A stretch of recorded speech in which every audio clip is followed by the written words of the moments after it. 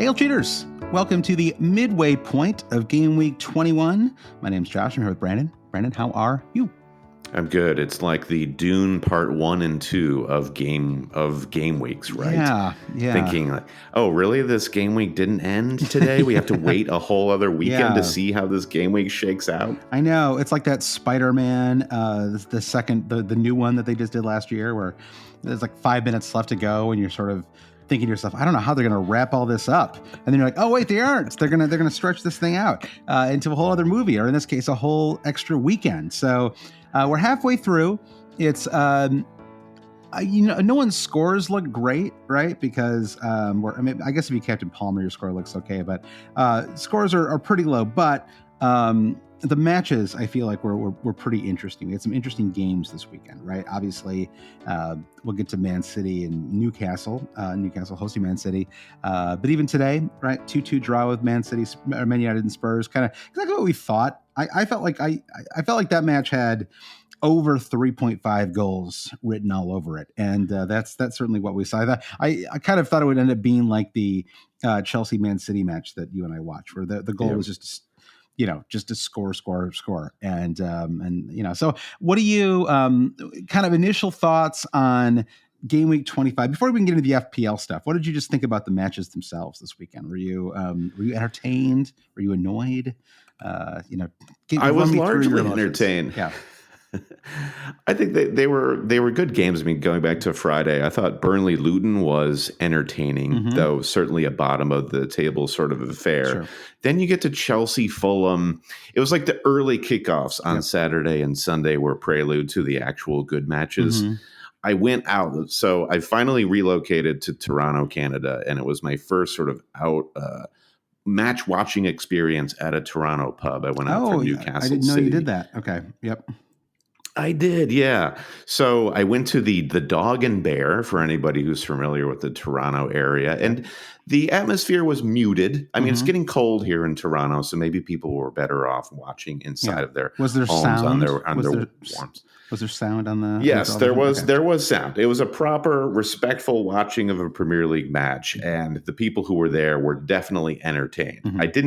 I didn't sense there was actually a strong fantasy vibe in the bar, because I could tell one particular guy was excited anytime Phil Foden had the ball. I could tell one guy got really jazzed when KDB lit things up. Now, how could you tell? Like they were wagging definitely their tails, not City's. Like what? Were they like looking at the screen with like a focused expression on their faces or something like that? Where they were no actual hooting and hollering. Okay, or when the Kevin De Bruyne goal went in, the one guy literally said, "That's very good for me." Okay, so it could be betting too. Betting is legal, I think, throughout Canada. So that could be part of it as well. The KDB thing is interesting because it's a case where I think a lot of us who've played the game for a long time really put a premium on starting, like the chance of a player starting a match. It's a huge factor for me, right? And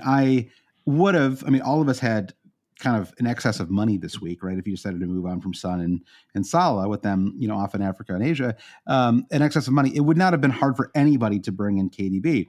But until kind of like late in the day on Friday, right? This was a Friday deadline because of the Luton Burnley match. So we all kind of had to make some decisions kind of quickly, right? There were really a lot of leaks that came out or like that. There was rumors that maybe KDB would start, but not enough to persuade me to bring him in.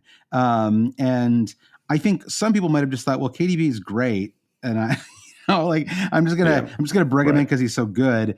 And that is like sometimes that just thinking about it that simply is works. And I think, and ultimately he didn't start, right? I don't know what he came on like the 70th minute or something like that. It wasn't like, but obviously he is so good. And he may have honestly kept him in the driver's seat for the title too, right? With that, with the assist to Bob. It was a huge performance for sure. And you could tell when the final whistle blew. But we talked about this on our Patreon pod leading into the game week deadline about how this game week, as you mentioned, we had the money and we also had these two moves, these two midfielders to get out, Son and Salah. Yep. One felt like bring in a sensible, captainable pick like Saka. Yep. And the other midfielder, if you had 2 frees or wanted to burn 4, you had somebody like Kevin De Bruyne just right there to make fantasy fun again. Yeah. Whether it was De Bruyne, whether it was Foden in your case, some people chose to go with Richarlison. That was probably more of a shrewd pick than a fun pick, or a Manchester United player, or the people who gambled on Rashford. That clearly paid off. Yep. Garnacho, one of my least favorite players to watch this game week. I thought he was awful against Spurs, my personal opinion. Though, bar none, the worst match of the game week was Everton-Aston Villa. Absolute garbage that turned into a petulant punching affair. It was like, get this off my screen. And then the overwhelming feeling for my fantasy team after that game was, why do I have Pau Torres? I need to get rid of this guy as soon as possible because this happens multiple times this season. I was even doing this with Erling Haaland like a month ago, like keeping an injured guy for I don't even know why. I mean, maybe you could explain a reason to keep Erling Haaland because he's Haaland, but Pau Torres, no. And then I'm watching Pedro Porro just put on an absolute clinic against Manchester United. Like that guy was running the entire show. Yeah, he's turned into one of these players too, which is, if he gets a single, Eden Hazard used to be like this, where if you can get a single attack return to them, they are going to get bonus points. And it feels like Porro, honestly, it's like the goals conceded just don't seem to hurt him. It's like if he's just creating so many chances, he's so involved that if he can get an assist, he's going to. It's a great corner, by the way, too. It's so, I know it's like it's seemingly, it's harder than it looks, right? But to put a corner on on a bullet, like just right into the middle of the box for everybody, right? It's just like it's so hard to actually get that right.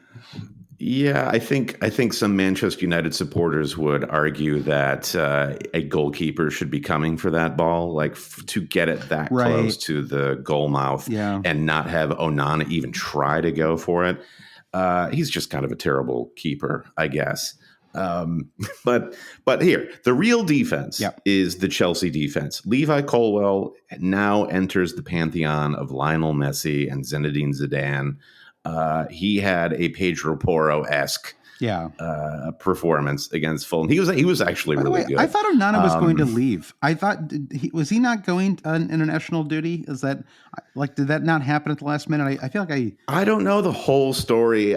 I feel like I hear the headlines of like he's delaying going to AFCON because he wants to stay and help Manchester United for like one more game. I don't know if he wanted to stick around until Radcliffe showed up to watch him play, if that matters. Right. But I don't know what he's doing now. Yeah. It's kind of insane. Yeah, I don't really know either. And it's I mean, he probably rightly feels like he's like might lose his job if he doesn't stick around longer. But I don't know. It's like I don't even really know, honestly. It's like when he's there, it's like sometimes like an international break is actually an opportunity to regain some form, right? We've seen this. Yeah. You see it, I was thinking of this Lukaku example where Lukaku was having this really bad season with Everton. So it was a long time ago now. Had an amazing international break and for Belgium and came back and was like on fire for the rest of the season. And even you go outside of these sports, like there was an example of Novak Djokovic, who was had like a kind of a career crossroads and went and won the Davis Cup with Serbia, and it kind of like fired up his whole career. He was just so kind of like flowing with confidence after this. And so for Onana, who's had like just about as bad a season you can have, right, for a first year keeper at a big club, it's like maybe it would have been good to get away for it. It's like going on vacation, right? Sometimes you gotta break up your routine a little bit, and you come back. Even just a week or two, it's like you come back like refreshed. And so I don't know why I'm giving him psychological advice right now, Brandon, but I feel like it might have helped him to leave. Sure. He might be in a better spot if he had. So any other? So Man City, you mentioned before I went for Foden, which I don't love it. I don't love it any more than anybody else who goes for Foden, right? He's like one of the 10 most frustrating fantasy players around. He's so hit or miss with him. It's like you've got to kind of seize on these little moments when he's in form before Pep gets mad at him and doesn't play him for a few weeks. And it felt like he might finally kind of be in a nice run of form. And, I don't know. Like, what did you think about Foden's performance in that match? He was off it. He had some nice touches in half turns with the ball, but whenever he got into an attacking position, he was either second guessing himself or he took a poor shot. Yeah. So I don't think he had a great game. No. Yeah. I was on the fence between Richarlison and Foden, and I ultimately went with Foden basically because they accidentally leaked Game Week 25, a double Game Week 25, that it's almost certainly going to happen. And it'll be 2 home matches for Man City. They'll play Brentford. That's the one that was rescheduled because of the Club World Cup. And I think the other team they play, I don't know if you remember offhand, it's Chelsea. Right. Yeah. So Chelsea and Brentford. Wow. How do you like that? West London. Maybe they can fly up on the same plane. Get a hotel, book a hotel there. Save some money. So I was like, well, he's got the double. This kind of saves me a transfer down the line. I might as well just go ahead and do this. So I get the blank, which is fine. I mean, even good fantasy assets blank. I'm not drawing any massive conclusions from this, but so we'll see what happened. I ended up bringing in Foden, Saka, who I then went on to captain, and I also kind of at the last minute decided to bring in a Stupinan for Pedro or for Trent, who obviously he got injured shortly after we recorded last week's pod, or at least the injury was announced after we recorded the pod. So, and thanks again, by the way, to Dave Wedger-Lodall for coming on as a guest while you were working on your Toronto move. I thought he was an excellent co-host, did a really nice job on there. So, agreed. Thanks to him. Thanks, Dave. Yeah. But part of it to me is sometimes it's worth making the -4 because it just saves you another transfer later. Like, like you're going to have to make a transfer some point long term, like with these injured players. And if Haaland, if there's any chance of moving back for Game Week 22, I would have needed to free up the money to bring him in anyway. So it was kind of inevitable that I would have had to take a -4. So part of me was like, well, just do the -4 now because I would have been starting Anthony Robinson away to Chelsea. He got 2 points, right? So which is not it's not terrible compared to a hit, right? Because I do now need 6 points from Stupinan to just literally break even, on the move. But if he could even get me, if I can get anything from him in this match, any kind of return, clean sheet, any kind of attacking return, even if I just equal out, I'll see it as a huge net gain, right? Just like a long term, I knocked out a transfer. And so, and this Trent thing, it's just like, he might be back for 22. It's possible, but 22 is like a midweek game week as well. It's like a Tuesday, Wednesday. So it's not even like you have a full week after 21 wraps. And so I don't know. It felt like the time was right to just go ahead and make the move. Liverpool is an interesting team because Salah's away and Trent's out with the injury. And then they have Chelsea at home, which, if they were a fully fit squad, you'd think they'd clean the floor with them. Yeah. But then it's away Arsenal in Game Week 23. We could get to Game Week 24 with Salah even back in the squad. I mean, Egypt is bottom of their AFCON group right now with Ghana up next. So we will know a lot more about the Salah situation come next week. But then the fixtures in Game Week 24 for Liverpool, there's this really great pocket of home Burnley, away Brentford, home Luton, away Forest before they hit City in Game Week 28. Yep. So I think, to kind of put Liverpool to the side for now was smart. And how much value did you have built up in Trent at this point? Not that I only had him for a couple of weeks anyway, so it didn't really make a big difference. There is, by the way, a week between game. I forget what January is just crazy for FPL, like the way it's spread out so much with this extended week. So Game Week 22 is January 30th, so that is a week after Game Week 21 concludes. I mean, I guess Salah could actually be back by 22 in theory, right? That's a possibility.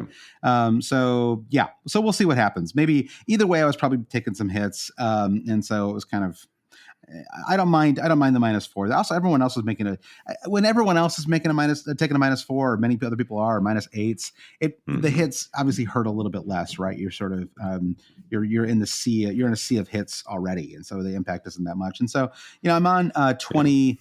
I think I'm on 27 points right now, but with the -4, it's more like 23. But it feels fine. I don't know. I mean, I have Palmer and Isak have come through for me, and Porro. So 3 attacking returns, and then I got 2 from Foden, 2 from Alvarez, 1 from Watkins. So, but I still have Captain Saka to play, Odegaard as well. Maybe he can do something next week. So, yeah, and you're like roughly similar, right? I think you're on 26. I'm on exactly the same with the Pau Torres auto sub, and Botman comes in for 1 point. Right. So we're both on a net 23. I had 1 free transfer to play with and made the boneheaded move of bringing Bowen in pre his FA Cup injury. Right. So I decided to then take a minus. Well, I was going to take a -4 regardless. My hope was to have a fit Bowen and also Saka to come in, and that was Salah and Son both out. I've decided to just roll with Thomas Souček as my 4th midfielder. What we talked about this again on Thursday about what was the sense in just taking a hit on the chin and immediately getting Bowen out for a Spurs mid or a City mid. Yep. And with the prospect of Bowen hopefully being fit for game week 22, decided to just keep and hold. And that Sheffield United fixture for Thomas Souček, the way he's playing, was compelling just enough. Now, what has saved me thus far, I feel like net 23, very average score, but with the captain to play, I'm in a decent position. What has saved me thus far really is Chelsea. The Colwell clean sheet, the Sterling assist, and then the Palmer. It finally all worked. I know. It's it finally works out well. It's all clicking into gear. But with the Liverpool fixture on the horizon for Chelsea, I like the moves I'm looking at would be Sterling to Kevin De Bruyne, and probably Pau Torres to Pedro Porro next week. So I told you, I think that we've moved from the festive period into hit season. I can't imagine any game week deadline where I'm not taking a -4, until Son and Salah and Haaland are all back fit. It may just we just keep hitting our way into the spring, right? Just like when does spring start? March 21st. That's like the way this second half is stretching out. That might only be 1 game week from now. So maybe that that's what it's so stretched out. But I think it starts to get a little more normal. I think once game week 22 is done, right? Because that's kind of a funky one as well, because it's a midweek. I think it's stretched over 3 days. So that's where we are. And even though we're looking forward, it doesn't really make sense for us to do a game week 22 preview when literally half of the matches have not been played yet. So what we're doing in this week's pod, and if you're checking out from here, thanks for listening. So thanks for the download. What we're going to do from here on out is one of the always cheating favorite features, which is Kings of the Game Week. Right. So part of what we like to do on this pod is talk FPL, but we want to make fantasy fun again and sort of look at all the kind of different corners of FPL. And part of the fun of playing this game is to kind of look back and remember some of the stories of the season so far, and emerging players or kind of one-offs that we thought were going to be huge. Thinking of Doku, who shows up as the star player one week and then immediately got injured and has not, just finally kind of back in. There's a lot of different, just interesting stories that start to come up, and like little things start to pop up, or like you start to see Everton defenders start to pop up on the Kings of the Game Week. And, for a long, long time, it was, their numbers weren't bad, but they just were not keeping any clean sheets. And it was sort of, it's surprisingly useful to go back and look at these previous game weeks and sort of reconsider some of your feelings. And maybe, you can even do that in Game Week 21, Game Week 20, Game Week 19. Who is starting to emerge? Who have I maybe not noticed before? And so that's pretty much what we're going to do in this pod. It tends to be kind of fun and funny because we end up kind of revisiting a lot of the mistakes that you and I have made or transfers we missed out on. So that is this week's pod. We're going to get into it in just a second. I did want to do a quick thank you to all of our Patreon supporters. I also wanted to thank our newest Patreon producer, Brandon. Welcome to Rune Sandberg, newest producer patron. He was a regular tier patron, and then within a week, he bumped up, Brandon. He wanted that producer level status right from the jump, which I really. That's respect. How good the Patreon content is, Josh. Exactly. That's how inspiring it is. Yeah, exactly. And returning patron as well, Andy Penn. I think Andy left us for a little while, didn't he, Brandon?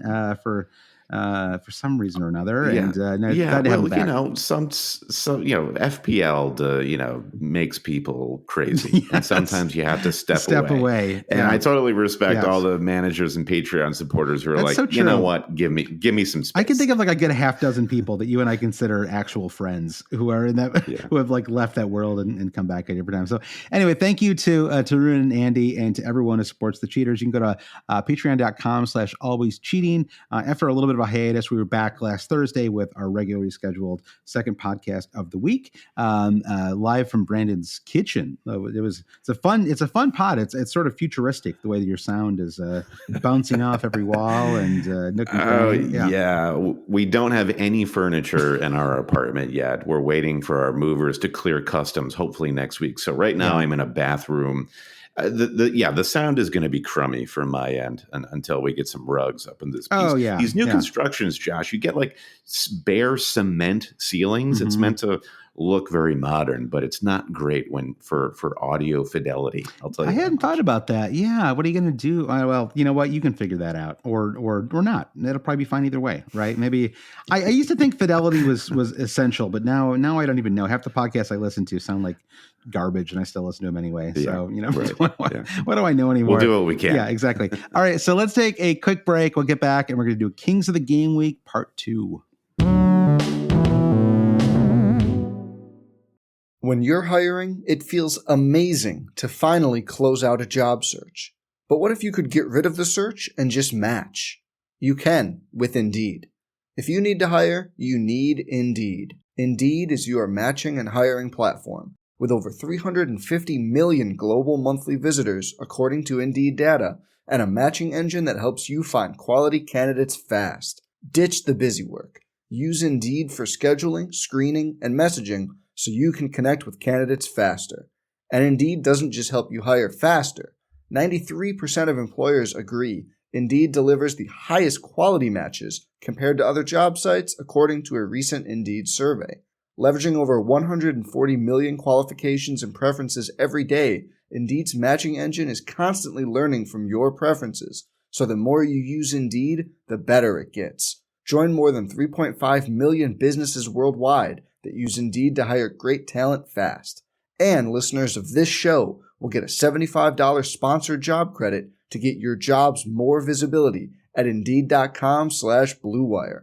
Just go to Indeed.com/BlueWire right now and support our show by saying you heard about Indeed on this podcast. Indeed.com/BlueWire. Terms and conditions apply. Need to hire? You need Indeed. All right, Brent, we're back. Kings of the Game Week. Now, the name Kings of the Game Week comes from the short time when Budweiser was the sponsor of the King of Beers. Yeah, the King of Beers became the Kings of the Game Week. One glorious season, Brendan. And they should transfer that sponsorship to us because you and I have done more to support that Budweiser Kings of the Game Week sponsorship than we could do some real good for charities around the world with that Budweiser money. So just bring it our way, okay? Yeah. So basically, this is and it doesn't include cap really, doesn't include like chip usage or anything like that. But basically, what is the single best team that you could put together for a particular game week? And so if you ever want to check it out for, you can even do it for game week 21, sort of as where we are right now. And it's basically, if you go to your points, and then it shows the highest points. It's almost always somebody who's played a bench boost or a triple captain or something like that. And then below that is a team of the week. And so that's basically like a pure team, best team you could have put together. So for game week 21, for example, we're not going to actually cover game week 21 because we're in media res with it. But Kevin De Bruyne would be the player of the week. Heavy Chelsea in here as well, Brandon. Mm-hmm. Oscar Bob. I actually didn't know he was a midfielder. I assumed Oscar Bob was classified as a forward, but there he is. Midfield Oscar Bob is whoever you want him to be. That's true.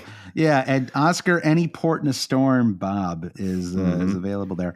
So, but anyway, that's how you get to it. And so we're going to start things off, though. We have done part 1 of this. We did it all the way back in the fall, and that was covering game weeks 1 through 8. Okay, so thankfully we don't have to go any further back than that. We're just going back to game week 9, which I'm sure you remember with your beautiful photographic memory, Brendan. Every pass, every interception, every goal scored. I'm the spoiler alert to this team of the week, but yeah, I do not remember the Jacob Murphy performance. I can tell you that much. I also am shocked that this is one of 2 times that Chris Wood is going to appear in our Kings of the Game Week. So this is the best team we could put together. It's also, you talk about sort of telling the story of the season. It is no surprise that 4 of the players in this, because they have flags still, but the flags are reflective of where they are right now, and not like what they were that game week. So you have Mbomo was on this team, flagged. Salah, flagged. Jacob Murphy, flagged. Romero, perma-flagged. I don't know, like Romero's played like 3 games this season for Spurs, just constantly cycling between injuries. He did play this week, that's true, but injuries and suspension have knocked out a lot of matches for him so far this season. So, but game week 9, Jacob Murphy was the player of the week. It's been kind of interesting how many different players have sort of become who sort of been the best player for Newcastle at times this season, even just looking purely through a fantasy lens. You had a Trippier moment, you had an Isak moment. Callum Wilson has certainly had some moments kind of in between injuries this year. And your boy, Jacob Murphy, this was his time to shine, Brian. 17 points. I think this is kind of a pivot point for the last episode of Kings of the Game Week, where the standout star was Joachim Andersen, the center back for Crystal Palace. He appeared numerous times at the start of the season. Yeah. And here, Newcastle destroyed Crystal Palace 4-0, and I don't think we're going to see Joachim Andersen at all this episode. And maybe Jacob Murphy just drove a stake through his heart. We don't know, and maybe that ended his. I can't remember what he's flagged for, so it could be that he was a literal vampire, and he's been. Yep. Yeah, we don't know. But Jacob Murphy, 17-pointer, Salah. I mean, in some ways, it's you kind of have like a lot of the season's stars were in the game week 9. Right? And Mbomo, huge star until the ankle injury was amazing. Luiz has been shockingly consistent for a kind of. I mean, I suppose we really can't think of him as like a pure central midfielder, right? He's kind of like a Yaya Toure style player now, right? Where you sort of still box to box, but gets forward a lot on a lot of set pieces. I mean, he's not really. I don't know. I don't know how similar he truly is to Yaya Toure, but just in terms of a midfielder who really does get forward and has like kind of an instinct for, like his free kicks are consistently excellent, for example, and obviously he's on pens too.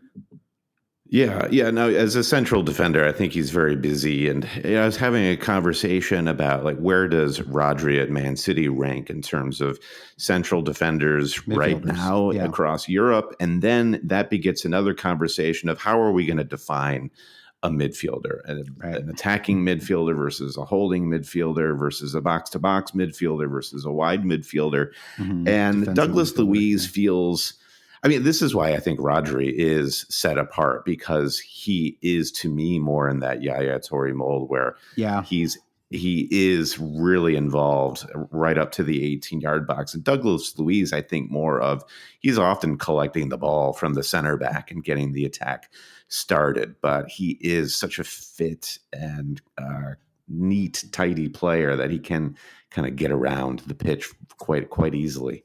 Yeah, he's a fun player to watch. I like Luis. And sort of, it's always fun. He's sort of like Solly March last season. It's always fun when there's a player who's kind of kicked around the Premier League for a little while and suddenly just like finds another. And I'm talking sort of purely about fantasy here, but they sort of find another gear, right? Where it's sort of like all of a sudden they're like a real viable player, and then it's actually similar to the KDB thing, where it takes a while to buy it. It's like if it was your first time playing fantasy, you'd be like, oh, I should get Luis because he like gets like an attacking return every week. But those of us were like, I don't know. He's sort of, because he had a long time there. Last year he kicked it up a little bit, right? But 3 goals. He started off 3 goals and 2 assists, 0 goals, 2 assists, 2 goals, 3 assists. Last year kicks it up with 6 goals and 7 assists, but on an XG of 2.7 and an XA of 2.9, right? So 13 attacking returns on a 5.5 XG base, or X goal involvement. So kind of was so like a little bit of an outperformer, certainly enough for us to feel like it was not a sustainable thing, right? But for whatever reason, Emery just, having like another, several more months to kind of get things going at Villa. I don't know. I still can't understand why it's been so hard for what they do to travel outside of their stadium, outside of Villa Park. It feels like, I don't know, it's a match like today. It just feels like that's a match they need to be winning those, right? If they want to like hold on to a possible Champions League spot. They certainly do, and I think they had Everton by the neck, and Ollie Watkins had a miserable game. His touch was really off, and decision-making wasn't there. Yeah, and it just seems like any away match, a key player for Villa is going to have an off day. So, again, how do you get to the bottom of resolving that? I don't know. Yeah, I don't know either, and thankfully you and I don't have to know. We're just, we don't. We're not Emery. We get paid to call them out after the fact. Exactly. That's the fun part. We get paid to sit in a nice comfy chair, swiveling around, talking to you guys. Any other surprises? I guess Mudryk with 14. I have to imagine that's the only time that we'll see Mudryk in our Kings of the Game Week roundup so far. I guess like Trippier, this is sending me down memory lane. So mentioned the scoreline that Newcastle had against Palace, and Trippier with the 10-pointer. This was still when we were in the salad days of Kieran Trippier 23-24. Yeah. And I miss him. We never know how good it is with him until it's gone, right? This happened last season too, where he was, and I got on too late. This is kind of a story of the season for me, as I feel like I'm just getting there a little too late with some of these players, right? I'm just not. Did you ever have Trippier this season? I'm struggling to remember you having him. I had him. Yeah, I feel like, did I? I think I had him for like a week or something like that. I had like the double. I got the Newcastle. I got Newcastle. I remember you had like the Schär-Burn combo for a while, and then maybe I debated. I thought I brought in Trippier. No, I did. I brought in Trippier for a couple of weeks when Burn got injured, and I think I got like all blanks from Trippier during that time frame. Let's move on to Game Week 10. Eddie Nketiah. Look at that. The player of the week was Eddie Nketiah. Again, just a wall of flagged players. Once again, Brandon, we've got Callum Wilson, Erling Haaland, and Mbomo, the big Sabazli, all knocked out now. But even kind of we have quasi knocked out as well, right? Because Diaby, not really a viable fantasy asset anymore, and Nketiah comes and goes depending on Gabriel Jesus's, kind of week to week, fitness levels. We do have 2 Everton defenders in here though. And I feel like you and I have not really given Michaelenko and Brentwaite, we have not really given Everton much credit this season. And maybe you and I have missed out on some points because they are the cheapest defenders in the game, right? Like outside of promoted clubs, like you can actually get a bunch of sub 4.5 million defenders, and we just haven't really been taking advantage of that. They just haven't been sexy enough, honestly, to pick. I mean, Michaelenko with the goal threat for this brief window, I think he may pop up in another future game week, but beyond that, like Tarkowski, that's just like, I need, I'm a celebrity in the content creation space, Josh, and I need to be putting a team out week in, week out that just has a lot of Hollywood wattage. That gets the world talking. Yeah. Well, this game week 8 clean sheet for them, it was a 3-0 win at home to Bournemouth, was the first clean sheet they'd kept all season.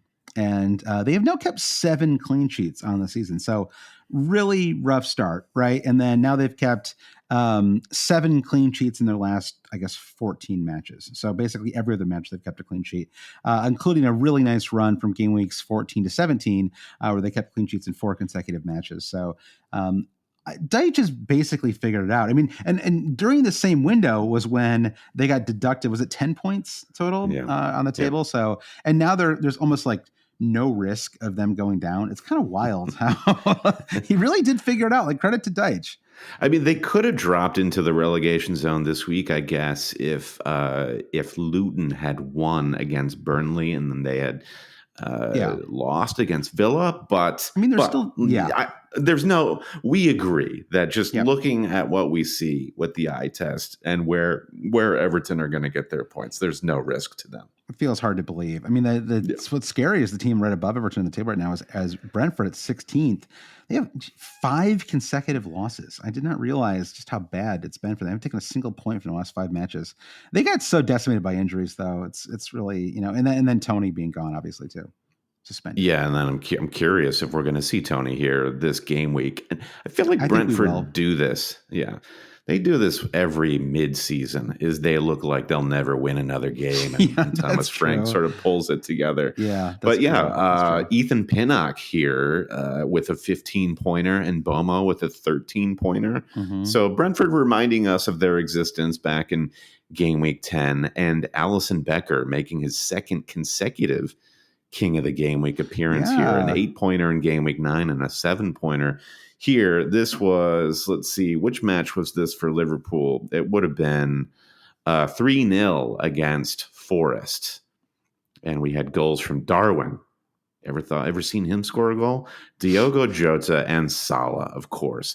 And then Szoboszlai with 2 assists and a full 3 bonus points. He's the one Liverpool attacker who makes the team of the game week. Yeah, it's and Szoboszlai, he was so good when he first started, and I feel like maybe it's like Onana. Maybe he just needs a little. I know he's injured in his case, but you need a little time away, a little reset, Brandon. Don't we all need vacations? Maybe this should be something that happens more often in the Premier League, where they literally just like a player's like, listen, I was under the impression we had an open vacation policy as long as I requested the days, far enough in advance.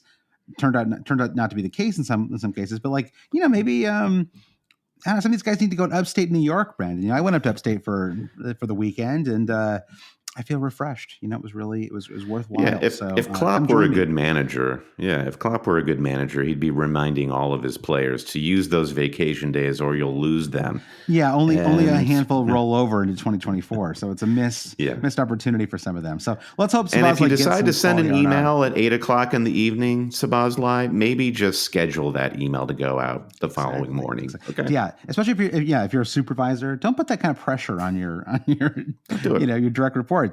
All right, so let's move on, Brandon, to game week 11. Player of the week was Doku. This was the Doku explosion match, if you recall. 22 points from Doku. Mm-hmm. He was incredible in this game. And I think he really would have turned into a much more viable fantasy asset if he had gotten injured shortly thereafter. I think I got injured. If it wasn't the next week, it was the week after that. But sneaky Bernardo, of course, in here as well. Bernardo, a player who nobody ever talks about fantasy-wise. He's like one of the most consistent FPL assets we've had this season. Probably the best finish that we've seen so far in game week 21. That backheel goal was filthy. Yeah. What's he on so far? So he's on 6 goals and 4 assists. So it's still not, a dramatic return. But again, part of it is that he's been quite good in the last, in the sort of second half. If this doesn't sound too complicated, the second half of the first half of the season, where the first 4 weeks blanks, got a goal and assist in game week 5, but then blanks for the next 4. And then kind of from then on, it's been super consistent for him. He hasn't gone more than 1 match without getting some kind of some kind of return. And so, yeah, I mean, and he's also just a really fun player to watch too. Like if MFFA involves bringing in players that you just enjoy watching the pitch, Bruno Silva is like a little genius, right? It's just so fun to watch him, move around. He's probably taller than me, for the record, but a little genius the way he moves around the pitch. And Brandon, look who is in the middle of the pitch in this game week 11 there he team is. of the week. Yeah, Cole Palmer. What a beauty! This was the game week that launched 1 million transfers for Cole Palmer. A 12-pointer. Even Nicholas Jackson getting in on the action. Yeah, 16. This is when he got a hat trick against Spurs because Spurs decided to play that insane line on the midfield with just 9 players. That's right. And Nicholas Jackson walked all 3 of his goals into a wide open goal mouth. But the big takeaway, definitely Ollie Palmer. And what's also in. God, I will never crack that one. Yeah, and I'm not mad about it. Crystal Palace, though. So death by stake. We don't see Joachim Andersen here, but John Stone and Tariq Mitchell, who I think would have gotten an assist in this game week with a 15-pointer. I feel like it was like his first attacking return ever. It was like he's just sort of kicking around forever, not really getting anything. And yeah, there was a moment there where I don't know if you remember this, but there were basically he got a goal. It was a goal. Oh, okay, he scored. Yeah. But it was it was a game week where right around this time, every goalkeeper option was just it felt like it was one kind of miserable option after another. And everyone was finally like, Sam Johnstone, he's the one. Look to Johnstone. And then he immediately, I don't think they conceded just goal after goal from then on. And I was curious, by the way, just as we were talking here, how many goals do you think that Nicholas Jackson now has in the season? Were you to guess? If you were a guessing man, Brandon, what would you guess? I would say 7. That's right. You nailed it. Oh, nice. 7 goals, 2 assists on the season, which is honestly not that bad. If you could keep anything close to that for the season, if Nicholas Jackson, now granted, does not mean any of us should have him in fantasy. It was a uniquely miserable experience.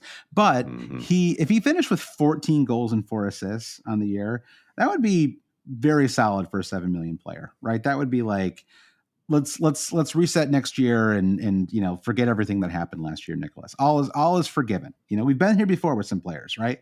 Just they're not. Roberto Firmino was like this, right? Not super hot out of the gate. It took a little time to get going. Yeah, and it's very interesting to see 2 Forest defenders crack this list as well, Brandon.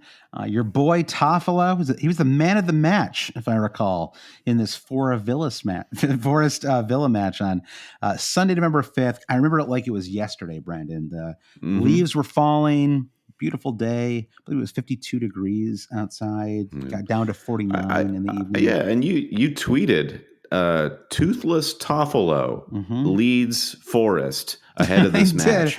I like to tweet. And he saw that tweet and he responded. Yeah, I like to tweet like I'm a New York Post headline writer. That's really actually. We'd have more followers if I did do that. I need to start just turning into a full on insult comic, and I think that would really I'd work the algorithm a little bit better. So yeah, always fun to see multiple Forest defenders crack this list. In kind of an early sign as well, right? The 2-0 loss for Villa on the road, that they were not going to be able to sustain this incredible run. I mean, it's been kind of the story of the year. It's like they put together these amazing home finishes, right? They can kind of beat almost, literally, Man City and Arsenal went there back-to-back days. I think one midweek, one at the weekend, in December. They beat them both times. And then but they just can't, sustain it on the road. And so that's the kind of storytelling, Brandon, that shows up when you do Kings of the Game Week. That's what we do here, is such an incredible public service.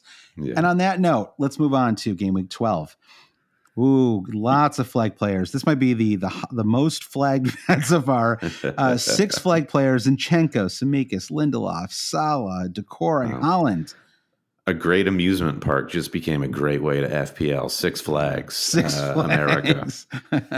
Game Week 12 is special in our hearts, Josh, because this was the week that we were in London, and we saw West Ham in the Europa League. We saw the Chelsea City match, in which only one player from that 4-4 match appears in this.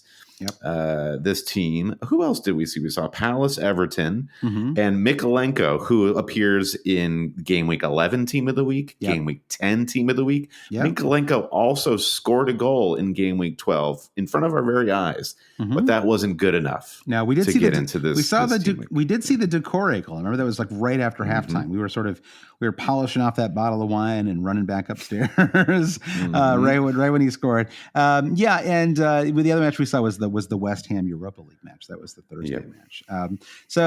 This was no surprise that Holland corrects this team team week the Kings of the Game Week team. Jeepers creepers. I believe it was 2 goals. Budweiser's going to be calling us about this episode. Exactly. I know. I believe it was 2 goals and an assist for Holland. You had him captained, I remember. So you got to see a 16-pointer from your captain in person. Well, it was big because a lot of people had gone Salah, and I remember as we were gorging on meat pies prior to the Chelsea City kickoff, we were watching on our phone as Salah put in his 16-pointer, and I thought, well, there goes my game week. And Haaland delivered, matched Salah point for point. So that was amazing to watch for sure. And I also had Cole Palmer in that match, and he brought it all together with that final penalty.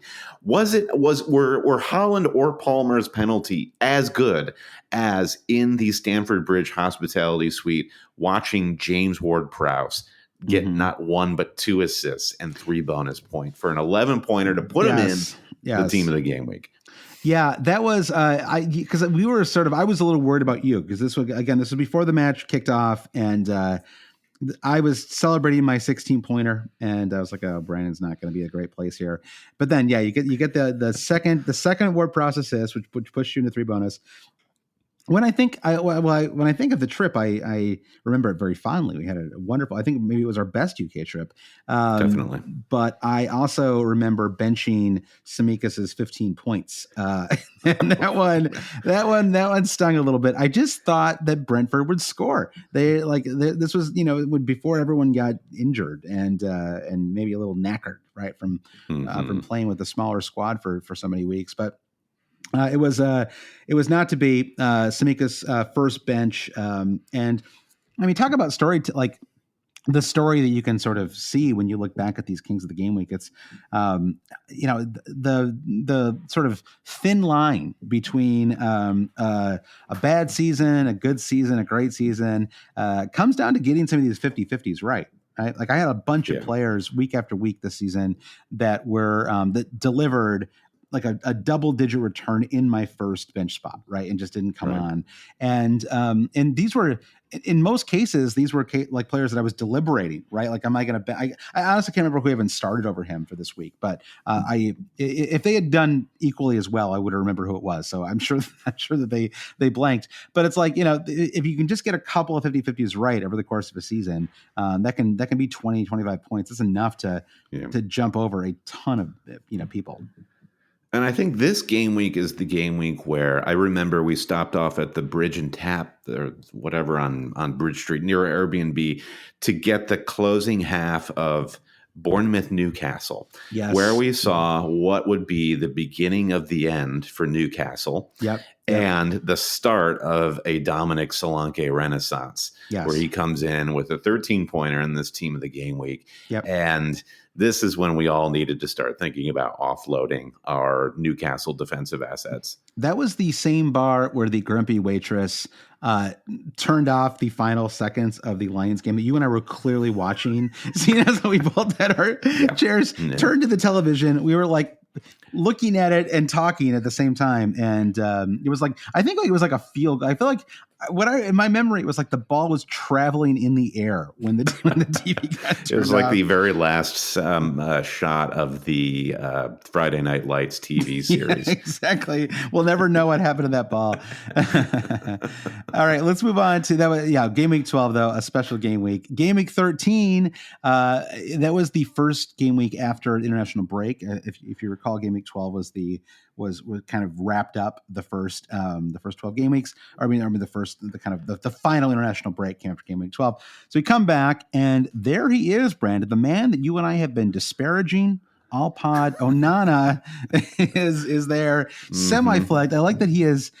I looked at his flag out of curiosity. He is 50% flagged because they don't know. It's like there might as well be a question mark. It says international duty, but it's like they might as well be like, we don't know. Maybe you're gonna leave. Like it's. I want the flag to say simply, we don't know what the deal is with this guy. Yeah, we don't know. Just like squish it all together. Like bring the font size down. Something's up with this dude. God, and there's Zinchenko again, and it's just he just has had these like real health issues, a little bit like Gabriel Jesus, honestly, and it makes you wonder if that was one of the reasons why Pep was was willing to let these two players go to Arsenal, because they combine incredible talent with an inability to stay healthy. And but when Zinchenko can play and actually just like really get comfortable in that left back spot, he has been terrific, I feel like, so far this season. But again, it's been hard to have him in fantasy because he just hasn't been able to string together good health, which is obviously out of his control. But it's just a bummer that's happened. And it's what do you think about your boy Menji cracking this list? I assume you were pretty excited about that. Mm-hmm. Oh yeah, anytime Menji wins, I win because I talk about Menji so much, and weeks like Game Week 13, suddenly people see what I see. Game Week 13, a true out of the international break game week. Whenever we do these Kings of the Game Week pod, there's always one game week where it is the most insane collection of people. And I think this one has to take the cake. Onana, Anthony Martial, Patrick Kluivert, Morgan Gibbs-White. Again, these are the top performers across this game week. Mm-hmm. João Pedro, Tavernier, Diego Dallo, your boy Menji, Zinchenko, like Willian. Willian. Like who is outside of Gordon, there's like nobody. I mean, even João Pedro is right. Just doesn't start enough to be a viable fantasy asset. It's just a crazy collection of people. Yeah, I guess maybe it's Dallo and Gordon who are the ones you might expect to see. Well, definitely Gordon. I mean, Gordon's having a great season, obviously. Yeah. Dallo is interesting to watch against Spurs today in Game Week 21. I think he's got something to offer. That team is very strange for obvious reasons. It's I feel like I like Dallo. Yeah. I mean, the Rashford thing, like is he getting like, this is, I think 3 goals in 3 now for him. Like, do we think that he's like, like a run where he's going to start caring again, or like what, it's like hard to like, cause if when properly motivated, he's a great fantasy player, but it's just hard to trust him. Right. I thought it was a nice goal. Like it was sort of well taken. Yeah. It was. Yeah. I don't think he had an especially good game. He had far more poor touches than and they weren't just. He arguably created the chance though for Højlund. Højlund, yeah, sure, yeah, yes. To be involved in both the goals that were scored by Manchester United for sure. So and sometimes it only takes a spark to get him going. So fingers crossed. I think we'd love to have more options. Last I checked, Brendan, goals are the point of the sport, and they're useful in fantasy as well. So, we'll say that much. A bad touch. Okay, so you're Mr. Scoreboard over there. Listen, scoreboard, I love the aesthetic and the beauty of the game. I come to it more like Bono from U2. I'm more about how the sport brings people together. I know. I like that. I think that your ranks reflect that sometimes too. No, but this is I love this Game Week 13 list. The only problem is I don't remember like any of these.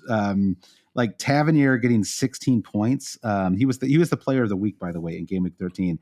I kind of remember this is like a moment, I guess, when Bournemouth were starting to click under the new manager. You talked a little bit about Solanke in Game Week 12 and sort of continue that run. It feels like maybe it was a temporary thing, right? It feels like they've maybe come back to earth a little bit.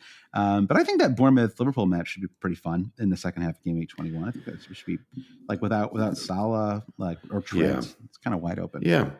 Yeah, it's a good moment for Bournemouth to play them and to host them. I don't think I think it's all good for Bournemouth. I mean, they're the type of team where you can't just expect them to turn a corner and suddenly be like Brighton last year. They're still Bournemouth. It's still a budget squad. Yep. So I think they've got to be really happy with where they are. And I'd expect them to score against Liverpool for sure. Yeah, me too. I mean, Liverpool might win, but I agree. I think they're both teams scoring that match. All right, game week 14.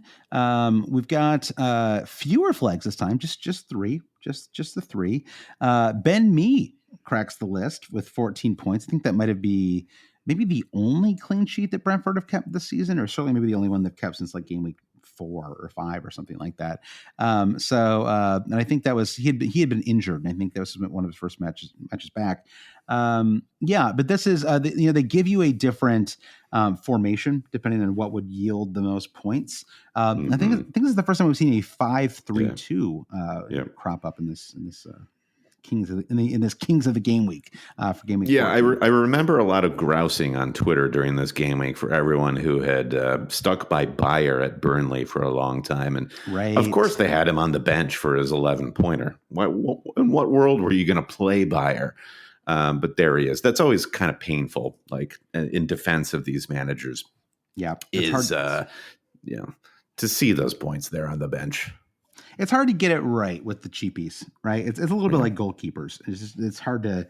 It's one of the reasons why goalkeeper rotation. Someone on social media was talking about this a while ago about how one of the reasons that you don't want to rotate is your keepers is because the away match for a keeper, like basically like a match where the team is not expected to keep a clean sheet, right? Like very low odds, and then they somehow keep. Because even low odds, right? Even if it's quite low, typically a team has at least like a 20-25% chance of keeping one, right? So roughly 1 in 4, right? Because the other team still has to score, and sometimes it doesn't work, or they whatever, right? It's just that everyone's like a little bit off, or the keeper has a great match. And if you have if you can keep a clean sheet on the road where a keeper has a great match, there's a good chance he made 5 or 6 saves in the match, maybe even a pen save or something like that. That usually means they're in the bonus points, and it's really those like rando one-off 11 and 12 pointers that you just can't ever plan for, right? Because you're not going to get a 12 pointer from your keeper when they're hosting Luton Town, most likely, right? It's going to be the weird away to Man United match where everything just kind of like fell into place for them. And that's when you want to have those cheap keepers. And if you're rotating keepers, you kind of eliminate the possibility of ever having those types of matches, right? Because you're constantly going with the plum home fixture where the ceiling is like 6 or 7 points. I just thought that was interesting. It's got me thinking a little bit about how I set up my keepers, maybe, on my wild card going to next season, stuff like that. So Bentley, the substitute Wolves keeper. Yep. I mean, you talk about Rolls Royce players. Here's Bentley. Yeah. I'm trying to figure out how this dude ends up with 8 points. So he's made 3 saves. He's let in 2 goals. Let's do the math. So he plays 90 minutes. That's 2 points. He played 90 then, for sure. He didn't get subbed on or something like that. Actually, Jose Sa. So he came on as a sub because Sa started. So we're looking at 1 point possibly. Then he lets in 2 goals against, maybe Jose. You know what must have happened is Jose Sa let in both of those goals. Then Bentley comes on and gets the clean sheet. Wow. It's like a puzzle box at the start of Knives Out or something like that. Figure out how this goalkeeper got into the team of the week. It is the flukiest 8-pointer that you could ever have, right? Because Arsenal literally won this match, right? It's like a match that they won, but the 2 goals that they conceded were before he was subbed on, and so I mean, what a glorious 6-7 minute run for him. No one. I wonder if a single manager started him that week. I mean, there's always somebody, right? With 10 million managers, somebody always started one of these players. But if they did, it was by accident. So, cool. So, Gordon again on this list. Watkins, of course, another one of the recurring player in the Kings of the Game Week. I still have not had Gordon, and I don't quite know why. I guess it's just that feeling that like. That there's just like the points are maybe a little spread around in that Newcastle team, and I don't quite know what we're getting with them, and so I don't really know. But I mean, I think that Gordon, probably deserves a little more consideration for us. I mean, you haven't had Gordon at any point so far this year. I haven't either. Yeah, I haven't either. The appeal of Gordon is his budget. Like there's so much value in him. Yep. The bigger appeal for Gordon is he's been incredible this season. He was great against City even in the end. I just feel like we've built differently. And once you fill that sort of like 6.0 midfielder spot, it's rare that that's always the weak point in your team where you see improvement. I thought you were just going to say you and I are built differently. And I was like, yeah. Well, we are. But I think that I'll probably end up with Gordon when Salah and Son come back from international duty, because now I've got Bowen and Saka, and one of those guys is going to have to get downgraded to make all that work. And I think that's where Gordon comes in. Yeah. I have my sacrificial lamb all lined up right now in Martin Odegaard. Odegaard must go to guard as soon as possible. Nice. Yeah, thank you. That was a pretty good one. We're on to game week 15 now, Brandon. Once again, we have 6 flags, and it's a fun mix this time because it's some new flags and old flags combining. You have McNeil flagged, and then you have Iwobi, former Everton player, also flagged, former Arsenal player as well, of course. Gabriel Jesus, good to see him, another great flagged player. Sinisi, flagged, and Trent, the newest flag. So it's interesting. All of these 6 guys who are flagged, none of them are away on international duty right now. Is there a single? Actually, Iwobi is with Nigeria. Okay, Iwobi, right? But is there? I mean, this is going to be the year of the injury, right? Like it feels like this is the, I mean, I don't know, maybe not. I mean, let's see what it's still early on in this season. Maybe this is more of a fantasy thing, but I don't even think it's a fantasy thing, because I think we've seen it with Liverpool, right? Tons of injuries, obviously Newcastle, most notably, but even Man City, right? I mean, not having Haaland for a very long stretch of matches now, like that is they've been able to weather it, of course, but it's still a big factor for them, right? Not to have their best player, arguably. Kevin De Bruyne, too, of course. Sure. Something has to change, one might argue. I don't know what. We don't need to get into that. Yeah, we don't need to get into it. Yeah. They need to play less fixtures. We've already solved it, actually. Yeah, PTO, guys. PTO. How to use it. McTominay pops up in this Kings of the Game Week, of course. And, once a year, he's good. I bet if you go back like 10 seasons, you'll find a McTominay in there, because he always has that one match, right, where he just like everything clicks. Or usually it's like a 93rd minute goal. Yeah, he had a couple. He had the Brentford match earlier in the season where he scored those 2 improbable goals to win for United. So it was funny. They brought him in, and Ten Hag brought McTominay in against Spurs, and he got his 2 chances, and he just choked both of them away. So McTominay, mostly bad, sometimes great. Can do a job in a pinch, right? That's a very valuable player to have. I noticed there's 3 Everton players in this squad as well. You have Raul Jimenez, Alex Iwobi, and Andreas, all cracking the list. And Fulham players. Yes, Fulham players for sure. Yeah, Fulham players. And a little Fulham renaissance started around this time. Yeah, this is after I had declared that one of my big takes for the rest of the season was Fulham were not going to score another goal.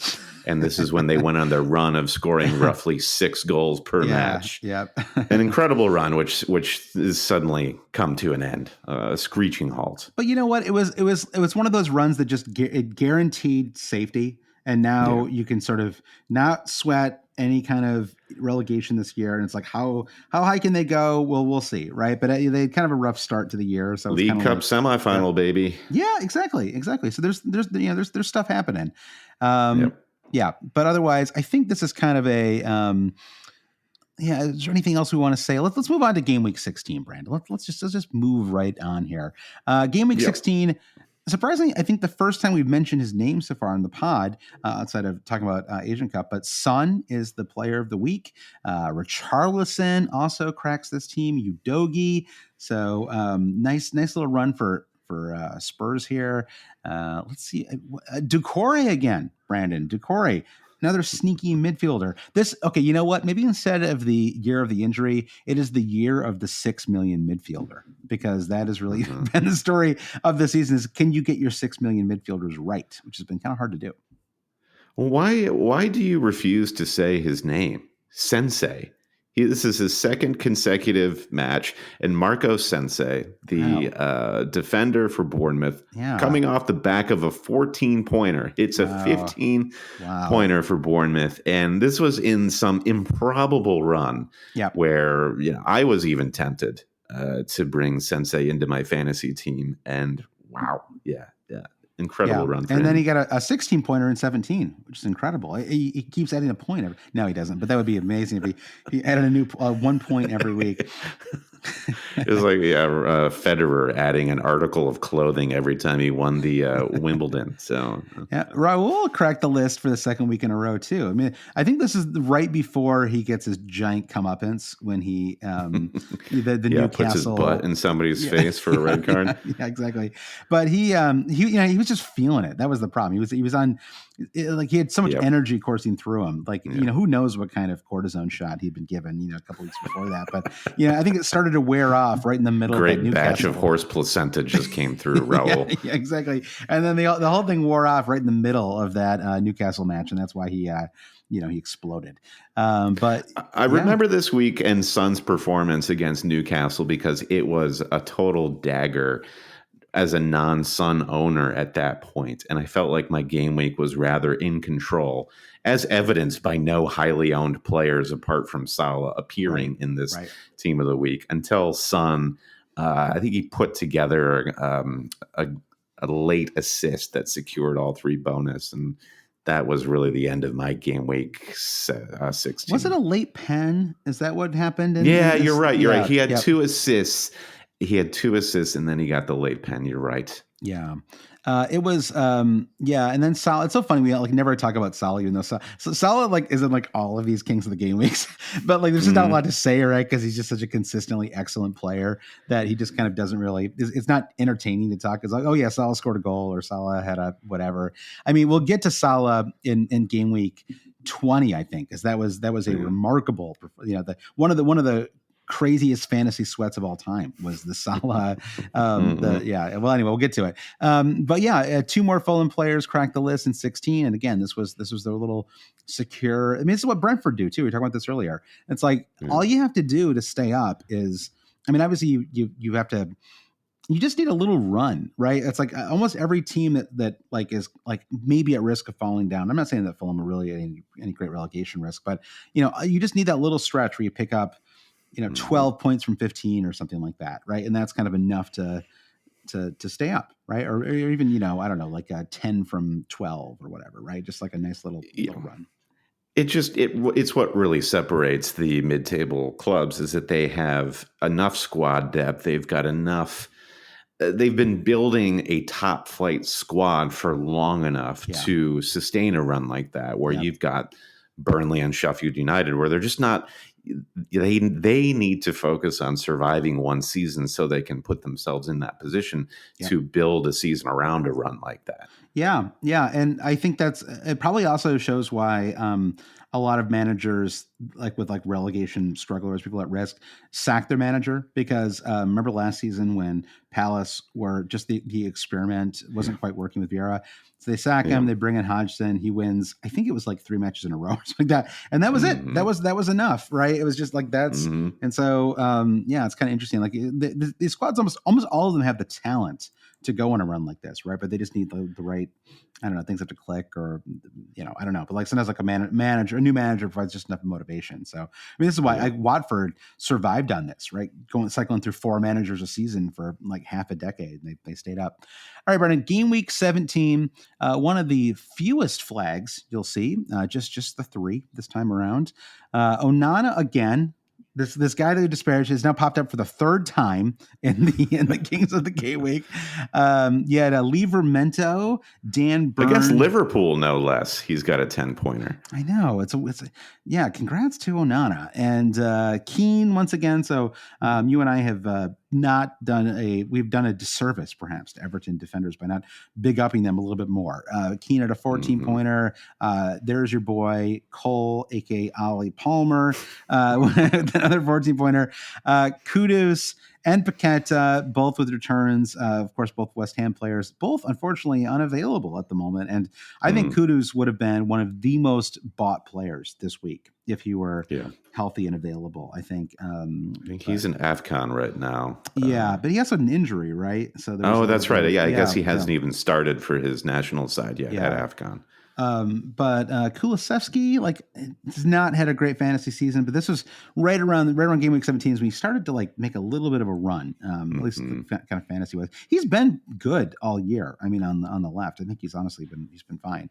And then Onana, Mateta. Let's just move on. I don't know what else to say about Game Week 17.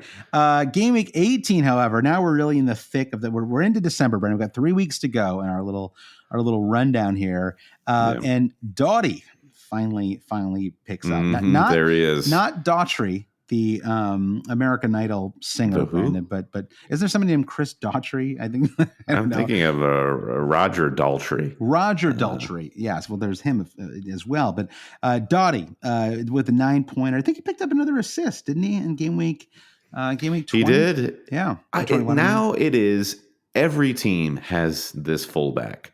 They've got the Doughty, they've got the Alex Moreno, they've got the Porro, they've got the Trent, the sniper with an incredibly cultured foot that can deliver. I mean, Tavernier for Bournemouth, he's not necessarily a fullback, but Doughty's delivery was actually pretty bad in game week 21, but he still put it together because it's just a volume game for these particular fantasy assets, and that's what I continue to like about Doughty. 4.5 million midfielder. I mean, and he plays for Luton Town, but he's kind of out of position, right? I mean, I don't know. I mean, I know that he's technically a fullback, but he gets I don't know. It feels like he's basically I don't know. It feels like he's playing almost like a forward, right, in terms of his positioning. Yeah. The whole idea, the whole game plan is clearly get him up the pitch, feed him the ball in a position to deliver across. Yeah. But going back to game week 15, 8-pointer, 0-pointer, but that's playing Man City, so maybe not a shocker. 9-pointer, 7-pointer, 9-pointer, 5-pointer. So he has, he has 5 assists and a goal in his last 5 matches. So not bad for our boy Alfie. Yeah, really impressive. Yeah, it is good. Gabriel, I feel like this is the first Arsenal defender we've seen this episode that wasn't Zinchenko or Tomiyasu. Yeah. And we all decided, the best bets are definitely the center backs. There's no rotation. And this wasn't even for a clean sheet, right? It was a way to Liverpool, right? Yeah, scored a goal in the draw with Liverpool. Guy I can't picture in this team, Odegaard for Burnley. Actually, I think I can picture him after Friday night's match against Luton, where he had a very nice link up with Anduni. I think that's his name for Burnley. So nice to see some Odegaard. Odegaard sounds like one of those Belgian Trappist ales or something like that, doesn't it? 100%. Can you give me bring over a 6-pack of Odegaard, could you? And watch the match and crack those. Oh yeah, well definitely. If it's a Belgian Trappist ale, I would not recommend drinking all 6 of them in one sitting, or you'll die. This was a painful week for me because I did not bring in Solanke. I was still feeling hit averse. I did not want to take a bunch of hits on the season. This was the thing that finally motivated me to just do it, because I'm just so sick of holding on to underperforming players. And Solanke got it was a 17-pointer. I think he got I think that the final goal for the hat trick came very late in this match, if I recall. Yes, it was 90 plus. And that it was the dagger, right? Because you get the 2 goals and you can anytime a player does really well, it's like you were talking about with Son earlier, right? Anytime a player does well, it's like you can roll with it. You start to make peace with it. And then it's the final return where you're like, well, I won't be checking my overall rank for the next 5 days. Yes. Yeah. It's the one that delivers the utmost certainty that you've made poor decisions. Right, there was always a middle ground where it's like, fluked one variance is at play here. Yeah. There it is. I think there was a red card in this match early, right? I think that's what really unlocked Bournemouth in this match. Yeah. So let's see. I'm looking at the fixtures against Forest, and there was a Bowley got a red card, it kind of opened things up. Forest did manage to still score 2 goals and get Chris Wood in this team. That's true. So yeah, let's see. We're about to get a hat trick of Chris Woods in this episode. Shockingly, Let's move on to game week 19. We have Wood is here again. So the third time that Chris Wood is. We have not mentioned Chris Wood's name probably the entire podcast, going back to last season. But there he is for the third time. Another one with a funky mix of people.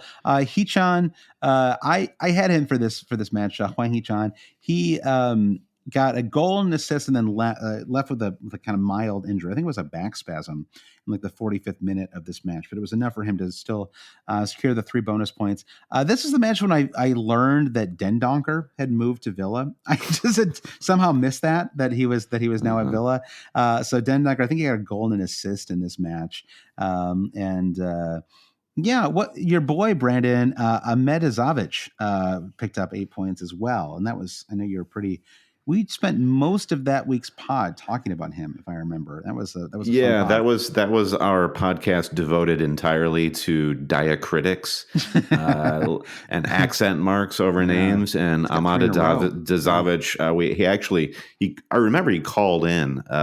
We had to scrub it from the episode because it was just we had a bad connection. But thanks Ahmed for calling in. Yeah. So, but anyway, Mavropanos did end up. We had good connection with him. So, if you want to go check that episode out and hear our conversation with West Ham center back Mavropanos, incredidible stuff. Well, enemy number 1 for you right now, Garnacho, with a 14-pointer this week, and there he is, João Pedro, João Pedro, who has cracked this list already, and Bernardo, but Pedro is the one that is interesting because it's just so frustrating because he's cheap.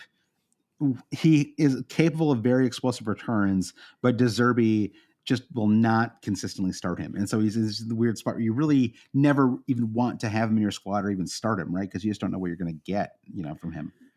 He won't consistently start anyone, as far as I can tell. So true. Not even a goalkeeper. So De Zerbi is just off in some unknown country. And I think Pedro was cool. I think he might be like the top scoring player in the Europa League so far this season. He's had I think he scored 6 or 7 goals in that, which is kind of amazing. So he quietly had he's going to have a 25 goal season for Brighton, on the sly. It's kind of wild.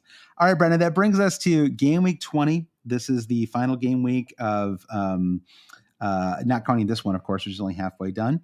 The player of the week was Cole Palmer. This was away to Luton Town, benched by many a manager. Kind of surprisingly, I don't know if it was out of frustration that he had just finished serving a 1-match yellow card suspension, if you recall, and so maybe there was some lingering anger about that, Brandon. You and I don't manage anger, though, do we? Like you said before. What did you say earlier? Yeah, we're built different. That's right. We are built different. Yeah, you were right about that. Yeah, I mean, typically, if I've got a guy on penalty duty against Luton Town, I'm going to recommend that you play him. Now, I think this was a weird week for a lot of managers who had to spring a wild card before they lost it. Yep. Because they were going to turn over to the second half of the season. And by way of all these wild cards, just stacked with a bunch of cheap players that kind of somehow pushed Palmer off to the margins, onto the bench. Right. So I wonder if a lot of managers would blame the wild card for putting them people brought into that situation. I feel like I remember it was a lot of people had an extra Man City asset that they wanted to get on the pitch and stuff like that. Areola getting 11-pointer. This was the first time he had this run of clean sheets, and I think you and I both had him for this one. It was the first time we'd actually been able to take advantage of one of these Areola clean sheets. Yeah, and that was Dubravka had his pen save against Salah the match before with 16 and there was lots of saves. Yeah, it was a ridiculous game from him.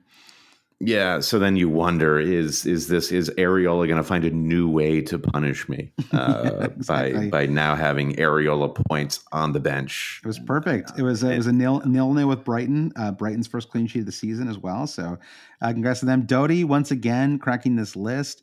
Foden, Cunha has had a nice season for Wolves. I think this might be the first time we've seen him on here. Let's at least talk about him. But Cunha with the 12-pointer, he is going to have to pick up the slack.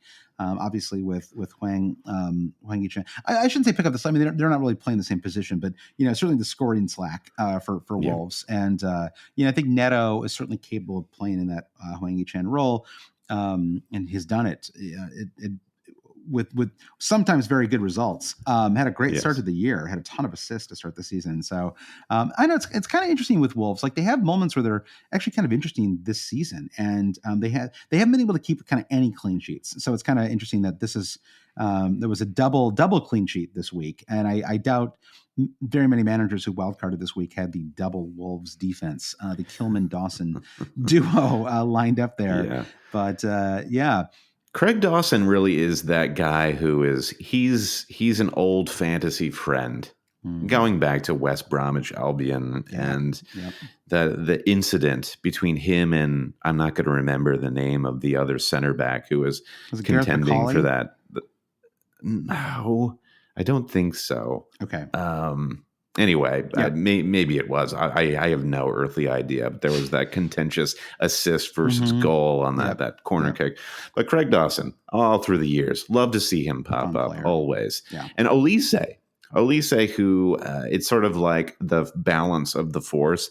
Both Eze and Olise can't be firing at exactly the same time. And now we were living in a Michael Olise world, which I'm fine. Like I'm happy either way. They're both fun players to watch. Yeah, and I know, and he was thankfully a rare player that we big up to actually did perform, and we saw him come on the pitch in game week 12 at that Palace match, and he looked really good when he came on, and so he had a great December. Then unfortunately, yes, he got injured just as Eze was coming back, and now Eze's got to kind of shoulder the load himself, and so anyway, hopefully he gets well soon, Brandon.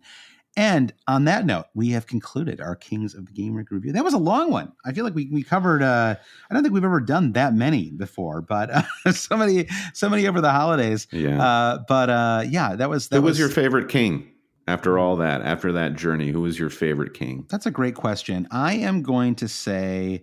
You got to give me a second here. Sure. Let's see. Looking, and you can't back, say Mario Lemina. No, I won't say Lemina. How about? Tavernier for sure. Tavernier in that crazy game week where game week 13, Onana, Anthony Martial. There were so many great picks from that game week, Brandon. But Tavernier with the 16-pointer. Congrats to him in his 9 fantasy. Yeah, it's Tosin for me Tosin, in game week 16. Yeah, always had to be logical. Tosin. I was saving that for the end. Yeah, that's very logical. All right, well, thanks everyone for listening. We'll be back with a Patreon pop. We got to figure out some kind of theme for this Patreon pop, because we're still going to be in a little like a content dead zone. So we'll figure out something. Minimal furniture talk though, at the strong request of certain patrons. I think we should do bold predictions for the remaining fixtures in game week 21. Ooh, okay. We should like try to hyper specific bold predictions. Very much so. Okay, yes. Yeah. Okay, that sounds like a good idea. All right, so if you want to support the podcast, you can go to patreon.com/alwayscheating. Thank you to all of our Patreon supporters, including our newest patron, or our newest producer patron, excuse me, Brandon, Rune Sandberg. Thank you so much, Rune. So, Vernon, you're going to get like 3 thank yous on this pod, Rune, because I had forgotten to add your name to the producer list. So I'm doing that now, and that's one of the reasons I said your name, was to remind myself to do that. So now, Rune, you cracked the list. And Brandon, can you read off all of our producer patrons, please? Yeah, now we'll see how long it will take me to get back to Rune. We'll start with Mike DePietro. Thanks to you, Mike, as always. Trevor Ingerson, our buddy Chris Howell, Bobbas Kuhn, James Holland, Dave Wegner, Lodahl. Thanks, Dave, for hosting last week. Nick Wright, Lazaros, Janos, Jesse Halstead, Bruce Kerr, Brian Chin, Blair Jacobson, Todd Byerly, Andy Portlock at FPL Merch, Kerry Swanson, Jefferson Turner, Buffalo Wildlings, Francis Moore, Sam Shower, Caleb Robbie, Valgar Paulson Kruger, Alex Holcomb, James Keatley, The Saint, Bob Fox, Craig Jackson, Shalin F. Kadakia, Terrence O'Donnell, Heath Cram, Thomas Tislov, Noah Louise, Travis Grant, Linus Vennerstrom, Dan Parsons, James C., Matthew Skinner, Fro Jacobson, Brennan, Daniel Hart, Lolly, Ben Coombs, Eric Kite, Gareth H., and there's that man again, Rune Sandberg. Rate, review, and subscribe wherever you get your podcasts. Follow us wherever you get your social media. And if you go online, if you go on the internet, you can just type in alwayscheating.com for all this information. Josh, at the end of the day, it's really you and me who are the kings of the game week. So may we reign. Yeah, no, you said it before, and I'll just keep repeating because I think it was such a wonderful expression, Brendan. We're just built different. and I like that. And let's go with that. We should just change our podcast actually to Built Different FPL. And all right, well, it works for me. All right, thanks everyone for listening. We'll talk to you soon. Bye.